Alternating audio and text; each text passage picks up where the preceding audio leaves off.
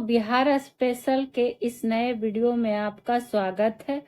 और ये बिहार शिक्षक भर्ती वालों के लिए चल रहा है। तो चलिए आज बिहार स्पेशल सेशन का पहला प्रश्न देखते हैं। पहला प्रश्न हमारा आ गया है कि बिहार में जूट प्रमुखता से उगाया जाता है, यानी कि कहाँ उगाया जाता है? उत्तर पूर्वी मैदान में, उत्तर पश्चिमी मैदान में, या फिर दक्षिण पूर्वी मैदान, या इनमें से कोई नहीं। तो आपको पता है कि बिहार में जूट कहाँ? उत्तर पूर्वी मैदान में उगाया जाता है। तो ऑप्शन नंबर ए हो गया इसका राइट आंसर।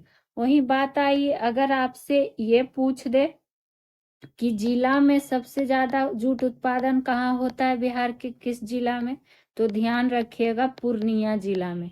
कहाँ? पूर्णिया जिला। वही पूर्णिया जिला जहाँ क्या है, सबसे कम साक्षरता दर है। सबसे कम साक्षरता दर है 2011 की जनगणना के अनुसार, तो इसलिए भी इसको ध्यान रखना है। और आपसे क्या पूछ सकता है, एक चीज और ध्यान रखिएगा, पूर्णिया की अगर बात आई है कि यहाँ कौन सा पार्क खुल रहा है, तो पुनरासर जूट पार्क भी खुल रहा है, जो कि भारत का पहला जूट पार्क होगा। तो पूर्णिया जिले को इसमें आप ध्यान रखेंगे कि उत्पादन में क्या है, अग्रणी जिला में आता है। वहीं अगर देश में पूछ दे कि दुनिया का सबसे बड़ा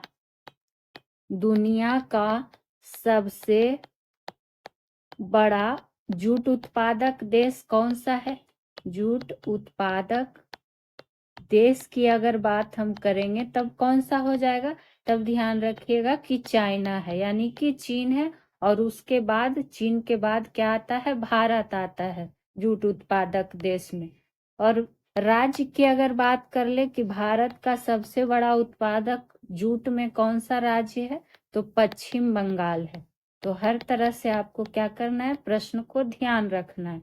वहीं अगर बात करें कि जूट की खेती के लिए न्यूनतम वर्षा कितना, तो 1000 मिमी न्यूनतम वर्षा पूछे तो इस पॉइंट को भी ऐड ऑन कर लेंगे। सारे इम्पोर्टेंट पॉइंट है, आपको ध्यान रखना चाहिए। ठीक है, तो ये था हमारा पहला प्रश्न और बढ़ेंगे आज के दूसरे प्रश्न की ओर। पुराणों और महाभारत के अनुसार मगध का सबसे प्राचीन राजवंश किसे माना जाता है, ये हमसे पूछा जा रहा है। ऑप्शन ए है हर्यक वंश, बी है बृहद्रथ वंश, या सी है शिशुनाग वंश, या डी है इनमें से कोई नहीं। तो जब भी बात आएगी मगध का सबसे प्राचीन राजवंश का, तब कौन सा हो जाएगा, बृहद्रथ वंश। तो ऑप्शन नंबर बी होगा इसका राइट आंसर। तो ये आप क्या करिएगा, ध्यान रखिएगा इसको। वही बात करें कि और आपसे क्या पूछ सकता है, हर्यक वंश जो यहाँ पर था, तो इसका संस्थापक की अगर बात करें तो इसका संस्थापक कौन था, बिंबिसार। कौन था, बिंबिसार। ठीक है, वही आई है किसकी बात, बृहद्रथ वंश की। तो सबसे अगर इसका क्या आपसे पूछा जाता है कि जरासंध, कौन संघ, जरासंध, जो क्या था इस वंश का, यानी कि बृहद्रथ वंश का सबसे प्रसिद्ध शासक में आता है, या फिर कहिए सबसे प्रतापी शासक में आता है। और ये प्रश्न भी पूछा जाता है कि बृहद्रथ वंश का सबसे प्रतापी शासक कौन था, तो जरासंध था। ठीक है, वहीं राजधानी की अगर हम बात कर ले, राजधानी की बात करेंगे तो इसमें क्या ऐड ऑन करेंगे कि राजगीर क्या थी, इस वंश की राजधानी थी। और इसके बाद में हर्यक वंश, शिशुनाग वंश, नंद वंश ने भी क्या किया था, मगध पर शासन किया था। तो ये सब पॉइंट आपको कई बार बता भी चुके हैं। चलिए बढ़ेंगे अगले प्रश्न पे। महात्मा गांधी एंड बिहार सम रेमनिसेस के लेखक कौन हैं? कई सारे एग्जामों में ये प्रश्न पूछा गया है, खास करके बिहार राज्य स्तरीय एग्जामों में।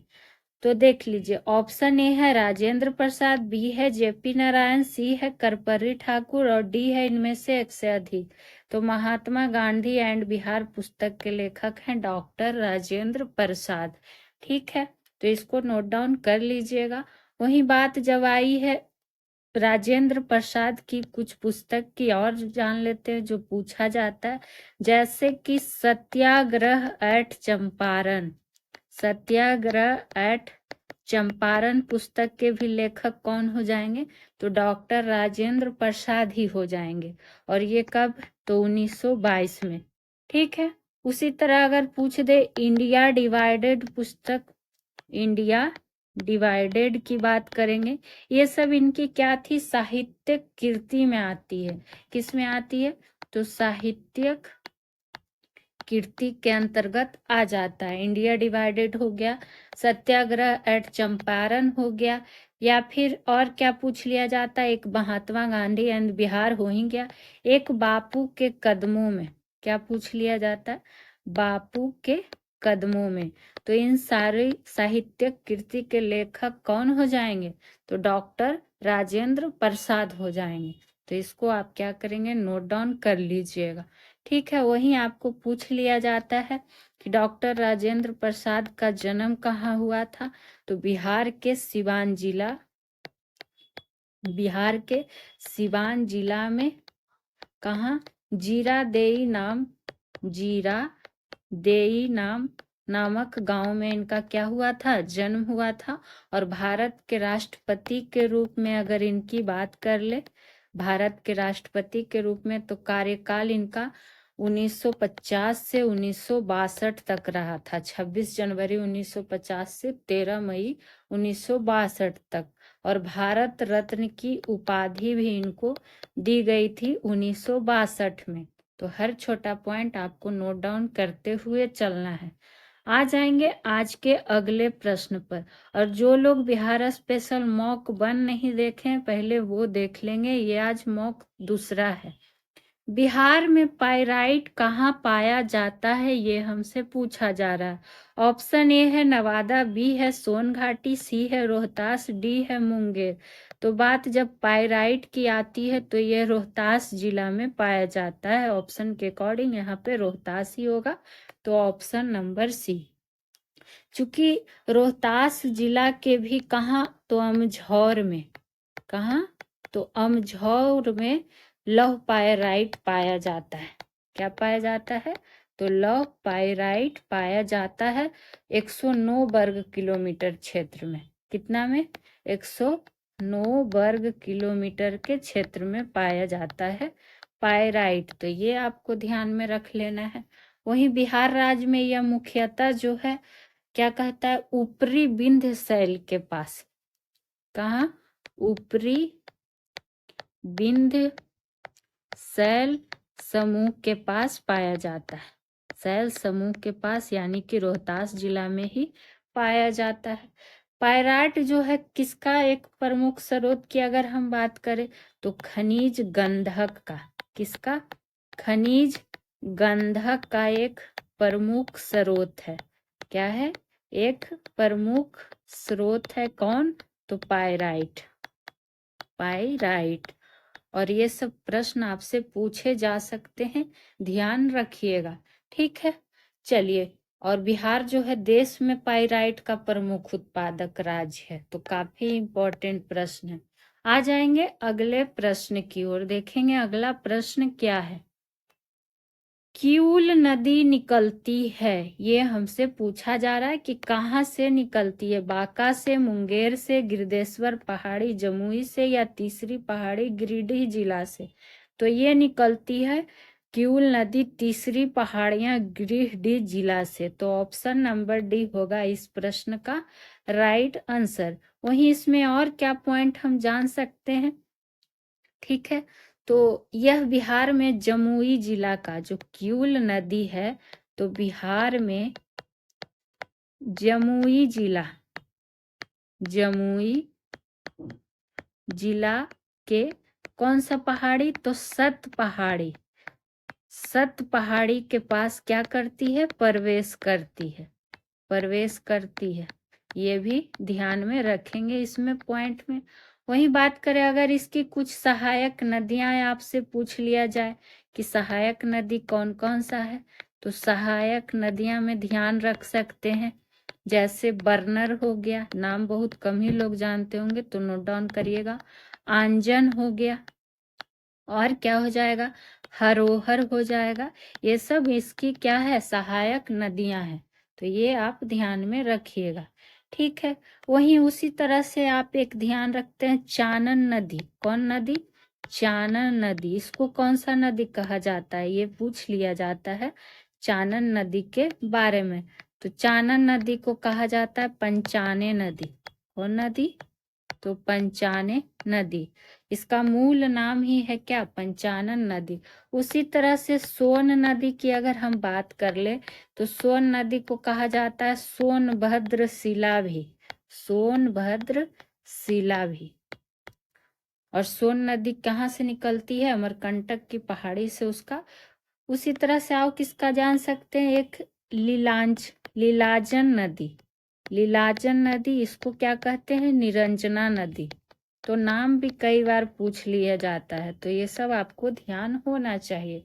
चलिए बढ़ेंगे अगले प्रश्न पे। बिहार के किन जिलों में धारवाड़ की चट्टानें पाई जाती हैं। तो जब बात आएगी धारवाड़ चट्टानों की तो ये पाई जाती है कहाँ, मुंगेर में। तो ऑप्शन नंबर ए हो जाएगा इसका राइट आंसर।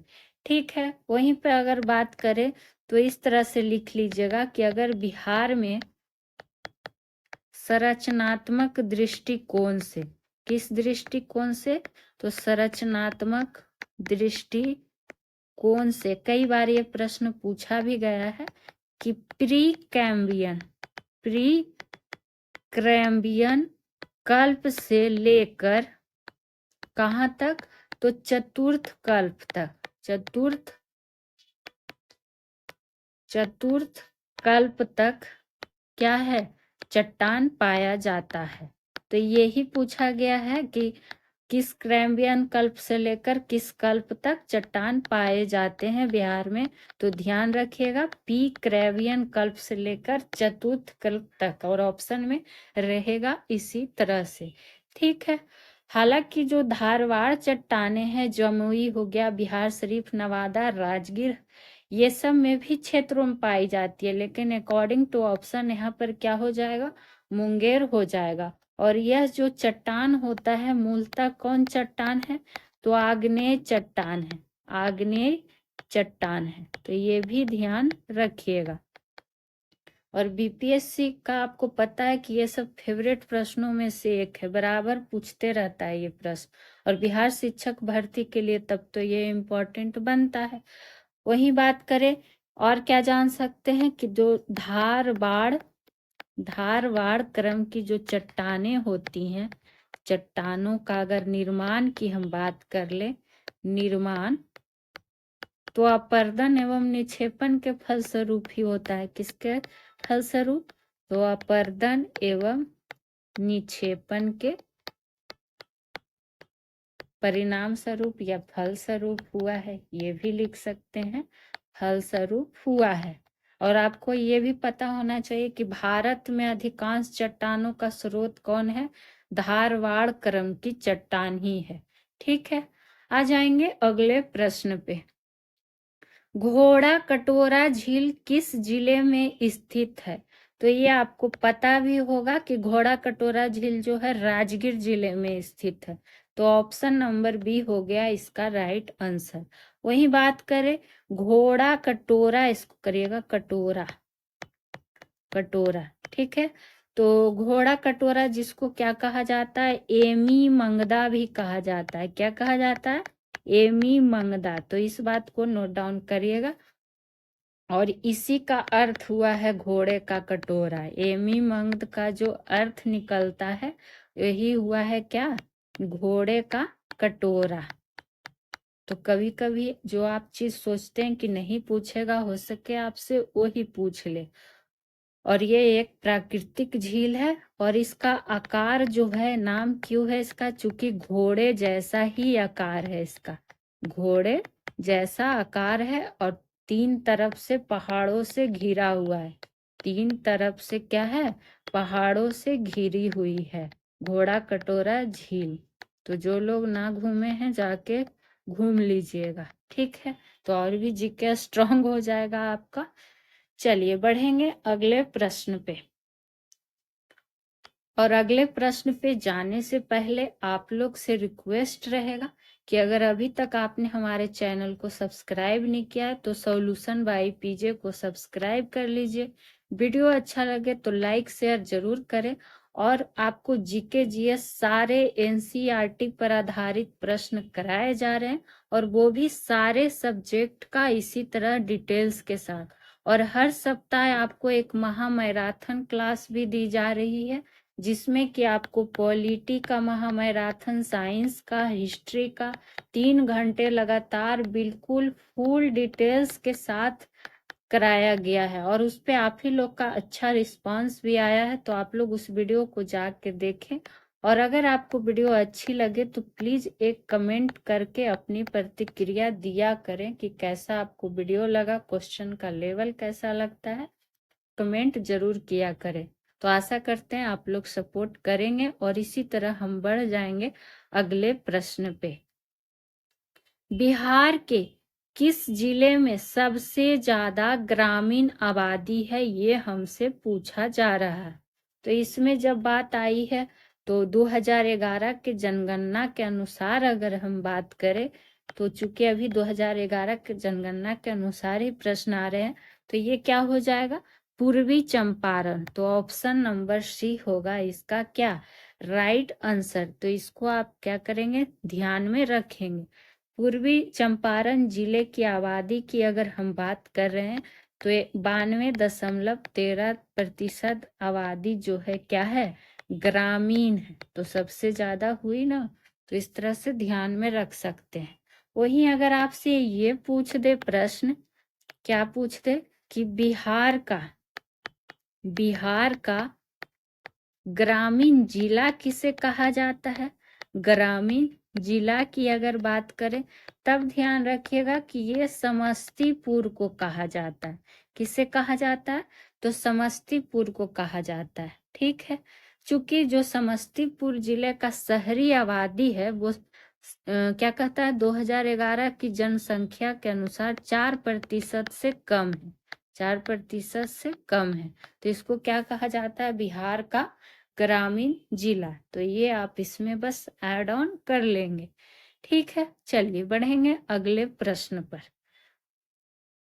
मंझार कुंड कहाँ अवस्थित है, ये हमसे पूछ रहा है। अब कुंड की बात आ गई है तो देख लेते हैं। जो मंझार कुंड है वो कहाँ है?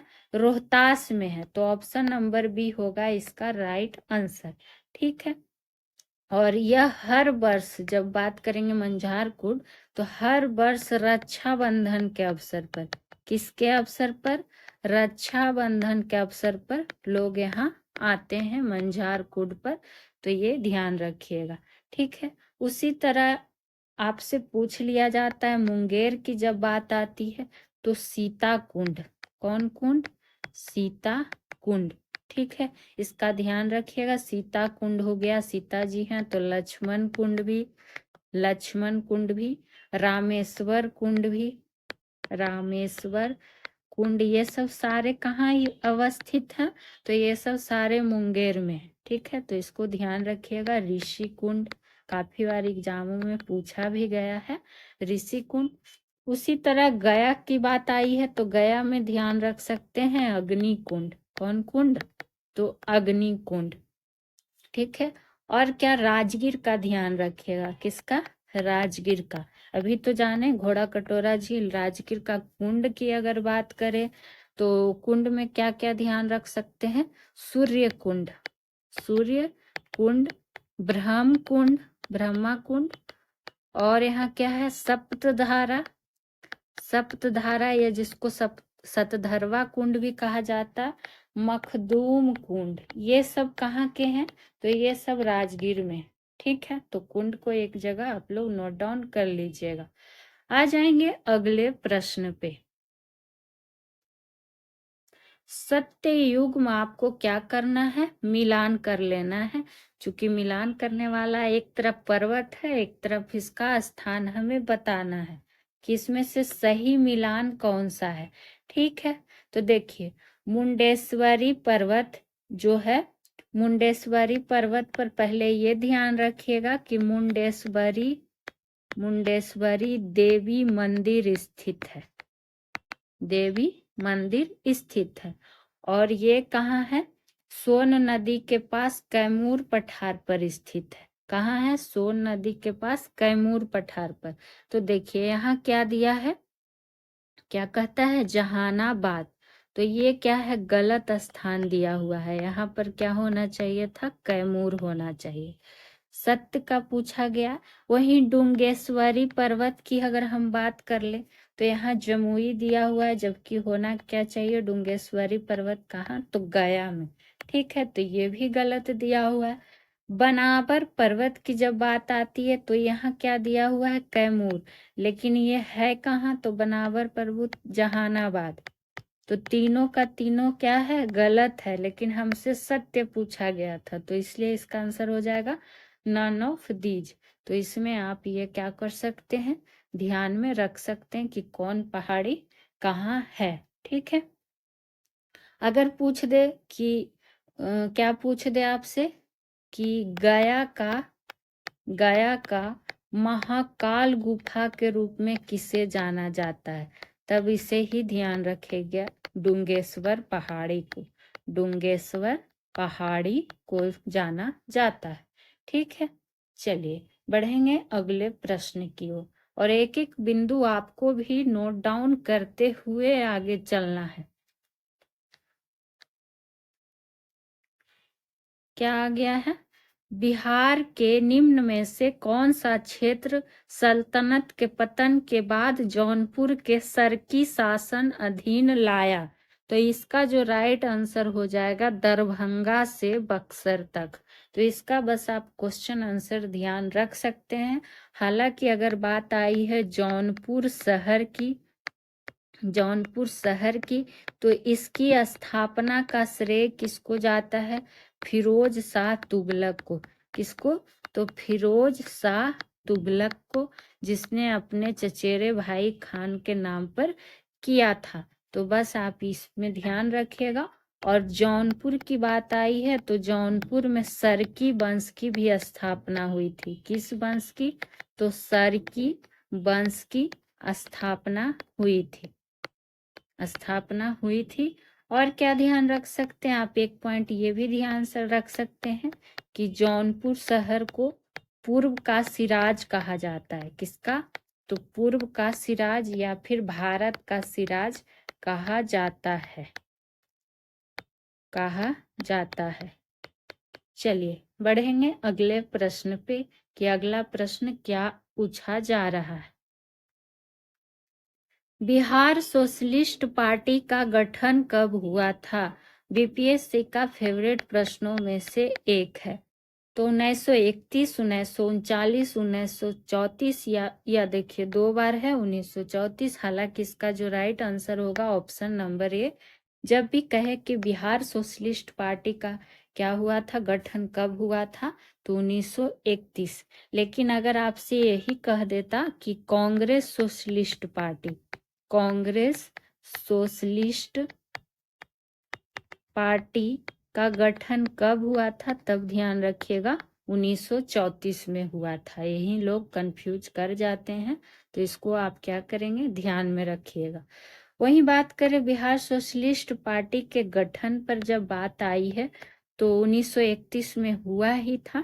इसमें अगर बात कर ले कि कौन कौन शामिल थे, किनके द्वारा किया गया था, तो कुछ इम्पोर्टेंट नाम आ जाते हैं, जैसे कि गंगा शरण सिन्हा, राम वृक्ष बेनपुरी, राम वृक्ष बेनी पूरी हो गए थे, रामानंद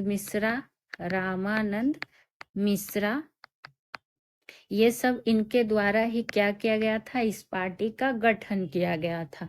वहीं जब बात आएगी कांग्रेस सोशलिस्ट पार्टी के गठन का, तो इसमें आप ध्यान रख सकते हैं कि प्रथम अध्यक्ष अगर आपसे पूछ लिया जाए तो ध्यान रखिएगा आचार्य नरेंद्र देव। कौन थे? आचार्य नरेंद्र देव। और क्या कहता है सचिव कौन थे? सचिव अगर पूछ लिया जाए तो सचिव थे जयप्रकाश नारायण। जयप्रकाश नारायण। ठीक है। और जो लोग भी मॉक वन नहीं देखे हैं पहले मॉक वन भी जाके देख लीजिएगा। और सारे विषय के कराए जा रहे हैं, तो बिहार शिक्षक भर्ती रहिए चाहे किसी भी एग्जाम की तैयारी करिए, सब जुड़ सकते हैं। 13 नंबर पे आते हैं। रॉबर्ट क्लाइव द्वारा किस भारतीय को बिहार का नायब दीवान नियुक्त किया गया था? तो ये किसको किया गया था बिहार का नायब दीवान? राजा सिताब राय को। तो ऑप्शन नंबर डी हो जाएगा इस प्रश्न का राइट आंसर। वही इसी तरह से एक प्रश्न आपसे और पूछ लिया जाता है कि रॉबर्ट क्लाइव ने बंगाल में उप दीवान, कौन दीवान? तो उप दीवान किसको बनाया था ये भी पूछा जाता है। तो इसमें नाम ध्यान रखिएगा, मोहम्मद रजा को बनाया गया था। किसको बनाया गया था? तो मोहम्मद रजा को बनाया गया था। तो और क्या ध्यान रख सकते हैं? बंगाल में द्वैध शासन, ये भी पूछ लिया जाता है कि बंगाल में द्वैध शासन को लागू किसने किया था? तो ये भी रॉबर्ट क्लाइव ने ही किया था। रॉबर्ट क्लाइव ने शुरुआत किया था। हालांकि अगर पूछे इसको समाप्त किसने किया था तो समाप्त किया था वारेन हेस्टिंगस ने। वारेन हेस्टिंगस ने। ठीक है, चलिए आ जाएंगे अगले प्रश्न पे। बिहार किसान सभा से कौन नहीं जुड़ा था पूछा गया है, तो इस पे थोड़ा फोकस करना है। कार्यानंद शर्मा, स्वामी सहजानंद, डॉक्टर राजेंद्र प्रसाद या यदुनंदन शर्मा। तो अगर इन चारों में बात आई है तो अगर प्रत्यक्ष रूप से जो नहीं जुड़े थे वो थे डॉक्टर राजेंद्र प्रसाद। ठीक है, तो ये आप ध्यान में रख सकते हैं। वहीं आपको अच्छे से पता होगा कि बिहार किसान सभा की जब भी बात आएगी तो इसमें जो सबसे ज्यादा सभा में अध्यक्षता की बात आती है तो किनकी आती है? स्वामी सहजानंद सरस्वती जी की ही आती है, चूंकि ये किसान आंदोलन के एक प्रमुख नेता में से आते हैं। इनका जन्म की अगर बात कर ले तो इनका जन्म यूपी में हुआ था, उत्तर प्रदेश में हुआ था। इन्होंने बिहटा में, कहा? तो बिहटा में आश्रम की भी स्थापना की थी। हालांकि बहुत बार आपको इनसे संबंधित प्रश्न बता भी चुके हैं, लिखा भी चुके हैं। तो आपके लिए अब यहाँ पर एक प्रश्न रहेगा जो कि बता ही चुके हैं। आपको ये बताना है इनसे संबंधित प्रश्न में क्या, हाँ, कि प्रांतीय किसान सभा, प्रांतीय किसान सभा कब हुआ था और इसकी अध्यक्षता किसने की थी? कई बार फुल डिटेल के साथ आपको पढ़ा भी चुके हैं। ठीक है। वहीं यदुनंदन शर्मा की अगर बात आई है तो इन्होंने गया क्षेत्र से क्या किया था? किसान आंदोलन का नेतृत्व किया था। और क्या, कार्यानंद शर्मा जो हो गए ये सब सारे जुड़े हुए थे किसान आंदोलन से बिल्कुल प्रत्यक्ष रूप से। आ जाइए अगले प्रश्न पे। बेगूसराय में चौकीदारी कर के विरुद्ध आंदोलन एक हिस्सा था, यानी कि किसका हिस्सा था ये पूछा जा रहा है। तो आपको अच्छे से ये प्रश्न भी काफी सारे एग्जामों में पूछा गया है, तो ध्यान रखिएगा। तो ये आपको पता है कि नमक सत्याग्रह के दौरान यहाँ के लोग चौकीदारी कर नहीं देने का आंदोलन चलाए थे, तो नमक सत्याग्रह की बात आ गई, यानी कि सभी ने अवज्ञा आंदोलन के दौरान। ठीक है। वहीं आपसे ये प्रश्न पूछ सकता है कि चौकीदार कर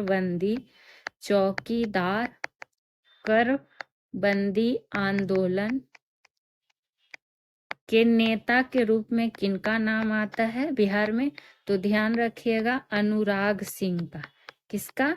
तो अनुराग सिंह का। तो बिहार शिक्षक भर्ती में ये प्रश्न आपसे पूछ सकता है, इसको ध्यान रख लीजिएगा।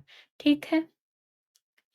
और क्या इसमें, और बाकी बात रही असहयोग आंदोलन 1920 की घटना थी, भारत छोड़ो आंदोलन 1942 की घटना थी, और खिलाफत आंदोलन ये भी क्या था 1919 की, 1919 से लेकर 1922 के बीच में चलाया गया था। और मैराथन क्लासेस में आपको बहुत अच्छे से बताया भी गया है, हिस्ट्री के मैराथन क्लासेस में। चलिए आ जाएंगे अगले प्रश्न पे। अगला प्रश्न हमारा आ गया है, बिहार राज्य में विधानसभा सदस्यों की संख्या कितनी है, ये पूछा गया है। तो जो भी, इनको तो पता होगा इस प्रश्न का आंसर कि ये क्या हो जाएगा 243। तो इसमें तो कोई डॉट ही नहीं था। और ये आपको पता भी होना चाहिए कि किसी भी राज्य की विधानसभा में, किसमें, विधानसभा में सदस्यों की अधिकतम संख्या अगर आप बात करें, अधिकतम संख्या तो वो 500, और न्यूनतम संख्या कितनी हो सकती है, तथा न्यूनतम संख्या की अगर बात करें तो वो 60 हो सकती है। हालांकि अपवाद भी है, तो इसमें आप बस इतना ध्यान रख लीजिएगा। चलिए बढ़ेंगे अगले प्रश्न पे। 17 नंबर प्रश्न आने से पहले आप लोग से रिक्वेस्ट रहेगा, प्लीज सॉल्यूशन बाय पीजे को सब्सक्राइब कर ले, वीडियो अच्छा लगे तो लाइक शेयर जम के करें। सारे एनसीईआरटी एससीईआरटी पर आधारित प्रश्न दिए जा रहे हैं, और हर सप्ताह आपको महामैराथन क्लासेस भी दी गई है, जिसमें हिस्ट्री पॉलिटी साइंस के 3 घंटे लगातार डिटेल्स के साथ कराए गए हैं। तो आप किसी भी एग्जाम की तैयारी करते हैं तो जाके वीडियो पूरा देख सकते हैं। एक कमेंट भी आप कर सकते हैं हर वीडियो पे, अगर वीडियो अच्छी लगे सुझाव दे सकते हैं। टेलीग्राम से जुड़ सकते हैं पीडीएफ के लिए, वहाँ आपको पीडीएफ प्रोवाइड कर दिया जाएगा। बाकी आपको रेगुलर सेशन मिलते रहेगा, जीके जीएस का सारा निचोड़। और बढ़ जाएंगे अगले प्रश्न पे। अगला प्रश्न आ जाएगा 17 नंबर, बिहार की सबसे पुरानी नहर कौन सी है। तो जब बात आएगी सबसे पुरानी नहर की तो ये हो जाएगी सोन नहर। ठीक है, वहीं सोन नहर का निर्माण का अगर हम बात कर ले तो 1874 में किया गया था। कब किया गया था, तो 1874 में किया गया था। वहीं आपसे पूछे कि बिहार का दूसरा सबसे पुराना नहर, दूसरा सबसे पुराना नहर, तब हो जाएगा त्रिवेणी नहर, जो कि ऑप्शन नंबर बी में दिया हुआ है। और ये कब बनाया गया था, तो ये 1904 में बनाया गया था। ठीक है, और ये किस नदी से निकलती है, तो गंडक नदी से। किस नदी से, तो गंडक नदी से निकलती है। और वही अगर आपसे पूछ दे कि भारत का सबसे लंबा नहर, भारत का सबसे लंबी नहर की अगर बात करें तो तब ध्यान रखिएगा इंदिरा नहर, इंदिरा नहर। तो हर तरह से ध्यान रख लेना। आ जाएंगे अगले प्रश्न पे। 1920 के असहयोग आंदोलन के दौरान राहुल सांकृत्यान किस क्षेत्र में सक्रिय थे, ये हमसे पूछा गया है। और 1920 की बात हो रही है, तो राहुल सांकृत्यान की जब बात आती है तो ये छपरा क्षेत्र में सक्रिय थे। तो ऑप्शन नंबर ए हो जाएगा इसका राइट आंसर। तो इसमें आपको ध्यान रखना है। वहीं असहयोग आंदोलन की बात जब आई है तो इसके नेतृत्व कर्ता की बात करेंगे तो ये आपको पता होगा कि एम गांधी जी यानी कि महात्मा गांधी जी हो जाएंगे। और इनकी अगर प्रवृत्ति की बात कर ले, राहुल सांकृत्यान की प्रवृत्ति पूछ ले, तो इनका जीवन का जो मूल मंत्र ही था वो क्या था, गतिशील प्रवृत्ति, यानी उसको कह सकते हैं घुमक्कड़ी प्रवृत्ति। इसी तरह से भाषा दिया रहेगा एग्जाम में, ये ना कि हम खुद नहीं बोल रहे हैं। गतिशील प्रवृत्ति यानी घुमक्कड़ी प्रवृत्ति रही थी। और ये हिंदी साहित्य के, कौन साहित्य के, हिंदी साहित्य के प्रसिद्ध साहित्यकार थे राहुल सांकृत्यान। इनकी आत्मकथा अगर आपसे पूछ दे तो आत्मकथा का नाम ध्यान रखिएगा मेरी जीवन यात्रा। चूंकि ये गतिशील ही थे, यात्रा इनको अच्छा लगता था, तो मेरी जीवन यात्रा। ठीक है, चलिए बढ़ेंगे आज के अगले प्रश्न पे। बिहार के उत्तर पश्चिम भूमि की शिवालिक श्रेणियों का निर्माण किस काल में हुआ था? तो ये हुआ था किस काल में? मध्य मायोसीन काल में। ये प्रश्न पूछ सकता है, ध्यान रखिएगा ज्यादा।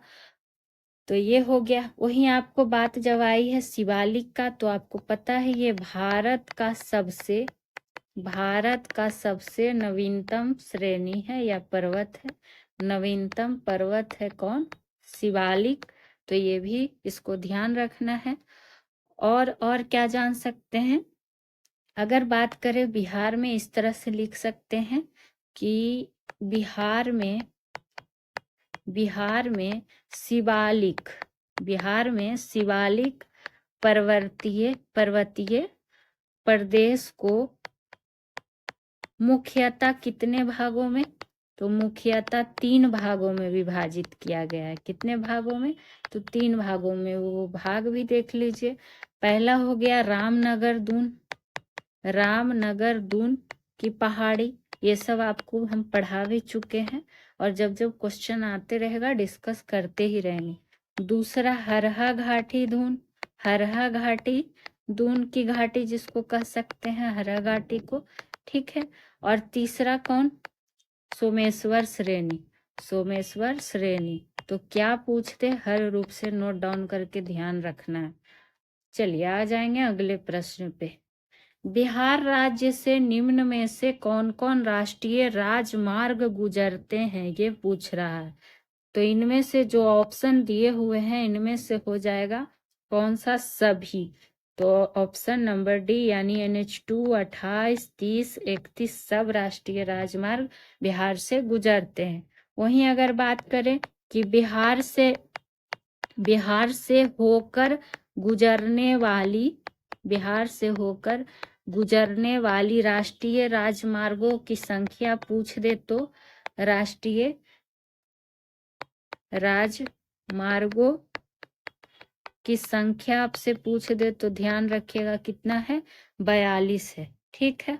और बिहार में अगर बात आई है तो NH 31 जो है ये सबसे लंबा राष्ट्रीय राजमार्ग है। क्या है? सबसे लंबा राष्ट्रीय राजमार्ग है बिहार में। तो ये भी प्रश्न बन सकता है। उसी तरह से आपसे ये भी पूछ सकता है, चूंकि लंबा, तो छोटा में कौन हो जाएगा बिहार में सबसे छोटा? तो NH 133B। ठीक है। आ जाएंगे आज के अंतिम प्रश्न पर। 1937 में बिहार विधानसभा के अध्यक्ष में कौन निर्विवाद था? तो इनमें से जो राइट आंसर हो जाएगा, कौन हो जाएगा? राम दयालु सिंह। ऑप्शन नंबर बी होगा इसका राइट आंसर। और निर्विवाद की बात आई है तो ये क्या कहता है? डेट ध्यान रखिएगा, एग्जैक्ट 23 जुलाई 1937 को ये बिहार विधानसभा के अध्यक्ष के रूप में निर्विवाद चुने गए थे। ठीक है। तो ये आपको ध्यान रखना है। उसी तरह से अगर आपसे पूछ दे कि बिहार का प्रथम राज्यपाल कौन थे, तो ध्यान रखिएगा जय राम दास दौलत राम। लास्ट में राम भी है, आगे में भी राम है, तो ध्यान रह जाएगा। वहीं अगर आपसे पूछ दे कि बिहार के प्रथम मुख्यमंत्री सबको पता होता है, लेकिन अगर आपसे पूछ ले कि बिहार के प्रथम मुस्लिम मुख्यमंत्री कौन थे, तो उसमें ध्यान रखिएगा अब्दुल गफूर। कौन? अब्दुल गफूर। और हरिजन में पूछ दे कि बिहार के प्रथम हरिजन मुख्यमंत्री कौन थे, तब भोला पासवान शास्त्री। ठीक है। चलिए, तो आज के सेशन में इतना ही। फिर मिलेंगे नेक्स्ट वीडियो में। चैनल को सब्सक्राइब कर लीजिएगा, सॉल्यूशन बाय पीजे को। Thank you.